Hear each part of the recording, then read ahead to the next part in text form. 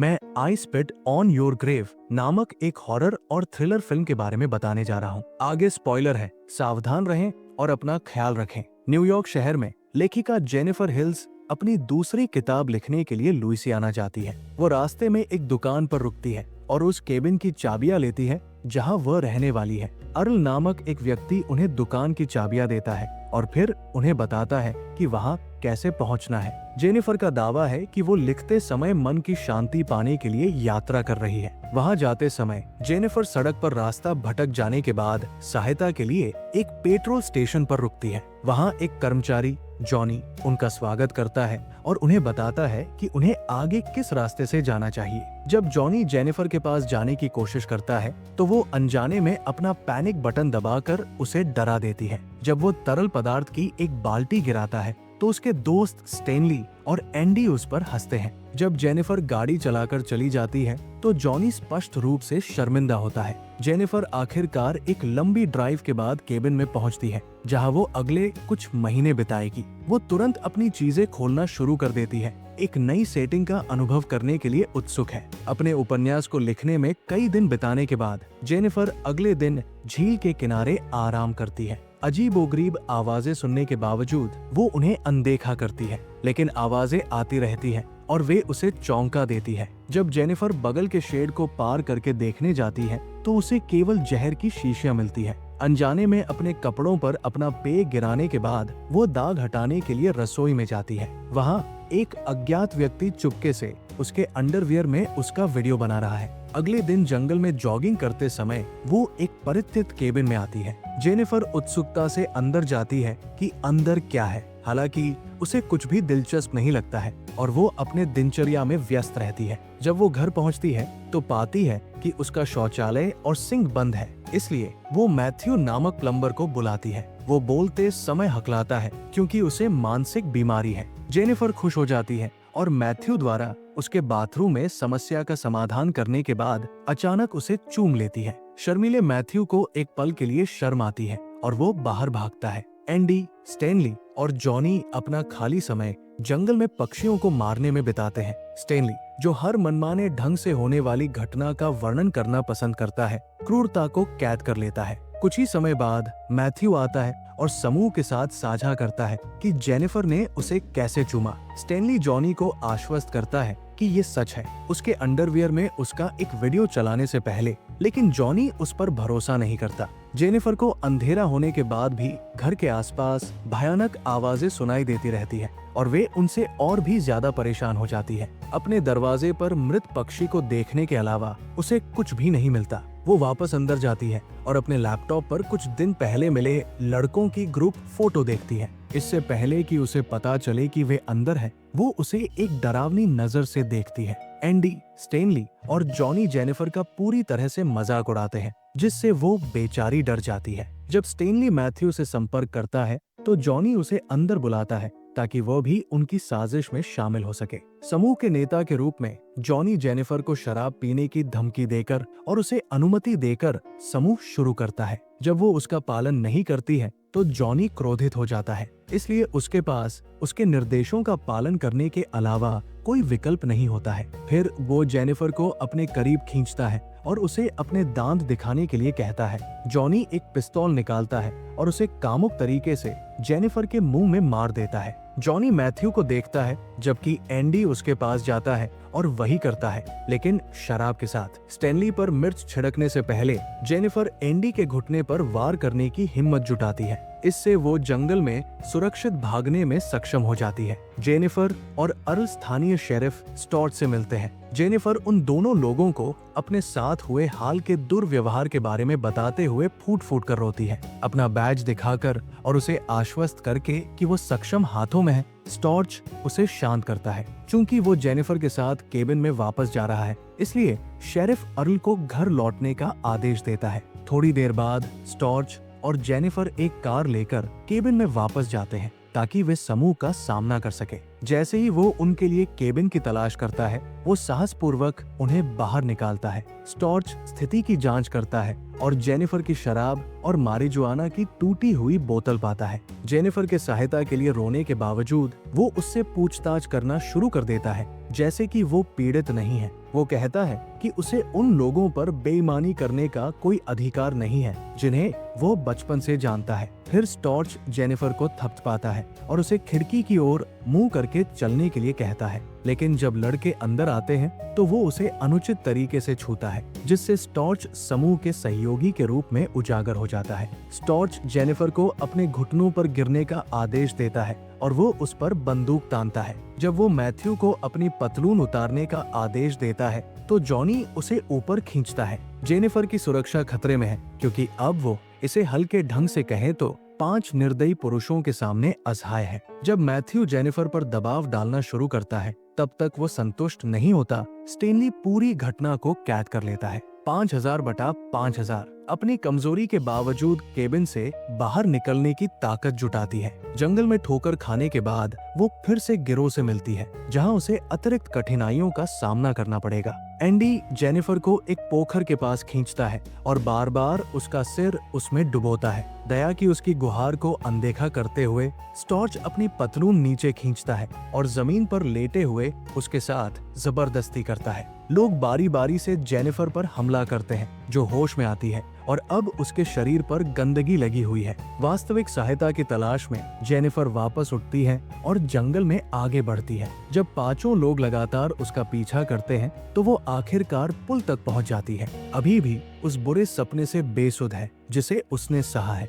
Jennifer खुद को बिना कोई निशान छोड़े नदी में गिरने देती है। ठीक उसी समय जब स्टॉर्च उसे गोली मारने के लिए तैयार होता है। गिरोह उसे हर जगह ढूंढता है, लेकिन वे उसके शरीर का पता लगाने में असमर्थ होते हैं। इसके बजाय वे स्टैनली की रिकॉर्डिंग सहित सभी बचे हुए सबूत मिटा देते हैं। जब स्टॉर्च रोमांचक दिन के बाद घर लौटता है तो उसकी पत्नी और बेटी चैस्टिटी उसका स्वागत करती है। वो अपने किए पर दोषी महसूस किए बिना घर पर रात बिताता है, जैसे कि कुछ हुआ ही न हो। अगले दिन स्टॉर्च अर्ल के व्यवसाय के लिए केबिन की चाबियां लौटाता है, ये दावा करते हुए कि जेनिफर अचानक चली गई। गिरोह अपने जीवन को ऐसे जारी रखता है जैसे कि हफ्तों तक कुछ हुआ ही न हो। मैथ्यू अपना अधिकांश समय जंगल में बिताता है और दूसरों के बीच वो अकेला है, जिसे पछतावा होता है। उसे एक दिन जेनिफर का एक सपना आया जिसमें वो उसे भूतिया नजरों से देख रही थी। भयभीत और आश्वस्त की जेनिफर उसे सता रही है। मैथ्यू अपनी आंखें छिपा लेता है। एंडी और जॉनी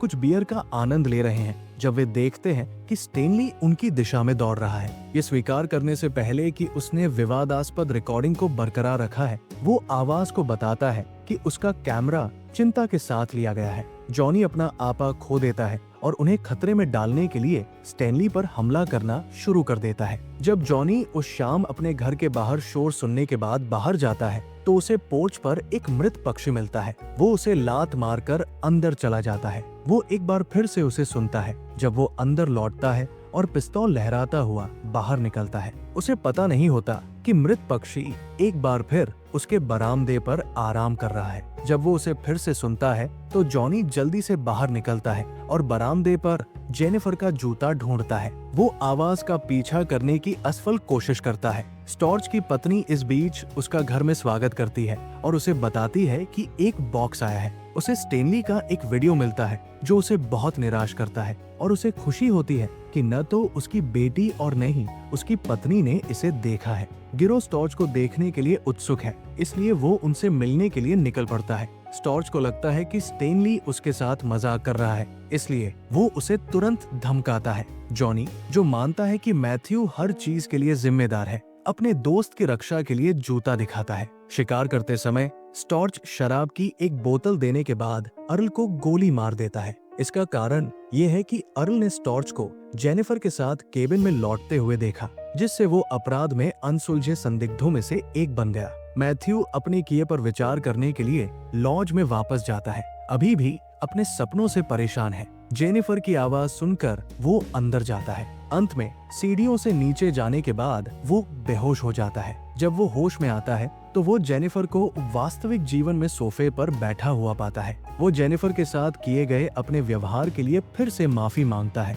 और वो उसे अपने बगल में बैठने के लिए आमंत्रित करती है। मैथ्यू रोता है और उसे पकड़ लेता है क्योंकि उसका पश्चाताप उसे खा जाता है। उसे शांत करने के बाद जेनिफर उसकी गर्दन के चारों ओर एक रस्सी कस देती है। सांस लेने में कठिनाई के बावजूद मैथ्यू बार बार माफी मांगता है, लेकिन जेनिफर जवाब देती है कि ये पर्याप्त नहीं है। पार्टी मैथ्यू को खोजने के लिए जंगल में खोज करने का फैसला करती है, क्योंकि सबूत के टुकड़े फिर से दिखाई देने लगते हैं। एंडी और स्टेनली कुछ मिनटों तक उसकी तलाश करने के बाद खुद को एक परित्यक्त केबिन में पाते हैं। स्टेनली मैथ्यू की तलाश में बाहर रहता है, जबकि एंडी अंदर चला जाता है। वो जेनिफर को देखकर चौंक जाता है, जो उसके सामने खड़ी होकर मुस्कुरा रही है। वो एक भालू का जाल बिछाती है, जिस पर स्टेनली उसके पास आते ही चलता है। वो एंडी को बुलाती है, जिसे चमगादड़ ने मारा है। जेनिफर द्वारा स्टेनली पर हमला करने के बाद वे दोनों बेहोश हो जाते हैं। थोड़ी देर बाद जेनिफर स्टेनली को एक पेड़ से बांध देती है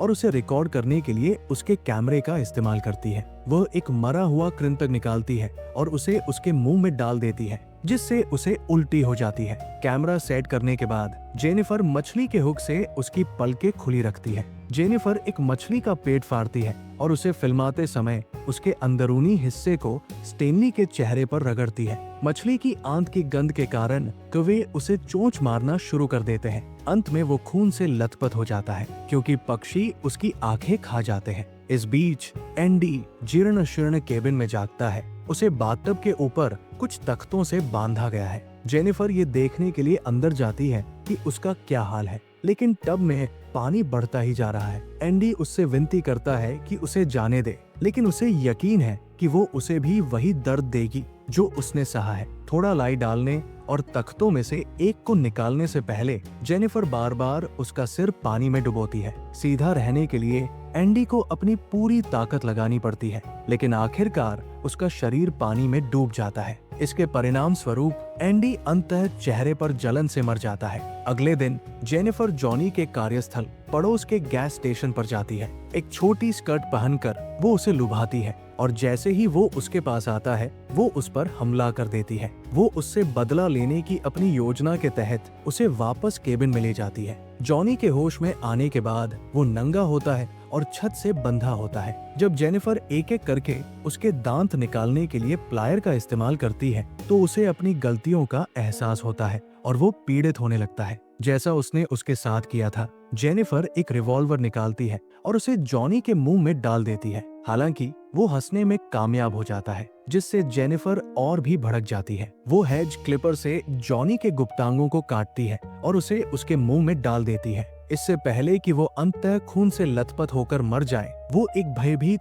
चीख निकालता है। आखिरकार जेनिफर अपने अंतिम लक्ष्य तक पहुंच गई है। स्टॉर्च शेरिफ के परिवार ने उसे सूचित करने के लिए फोन किया कि चैस्टिटी का प्रशिक्षक उनके घर आ गया है। जब जेनिफर फोन का जवाब देती है और उसका अभिवादन करती है, तो स्टॉर्च दंग रह जाता है। वो अपने परिवार की चिंता से जल्दी से घर लौटता है, केवल ये पता लगाने के लिए कि चैस्टिटी जेनिफर के साथ आई है। स्टॉर्च अपनी बेटी को अभी भी खाली खेल के मैदान में छिपा हुआ पाता है। वो पुलिस की गाड़ी में वापस जाता है, क्योंकि उसकी चिंताएं उसे घेरने लगती है और जेनिफर उसे बेहोश कर देती है। वो जागता है और पाता है कि केबिन के अंदर उस पर और खुद पर एक बंदूक तान दी गई है। जेनिफर क्षमाशील नहीं है, क्योंकि वह चैस्टिटी की दयालुता पर टिप्पणी करती है और कैसे वो एक महिला पर हमला करने को बर्दाश्त कर सकता है। शेरिफ अकथनीय दुख में है, क्योंकि वो हथियार को और अंदर धकेलती है। जेनिफर बताती है कि मैथ्यू होश में है, लेकिन कमरे में बेहोश पड़ा है। मैथ्यू की कलाई ट्रिगर से जुड़ी एक रस्सी से बंधी हुई है। अगर वो हिलता है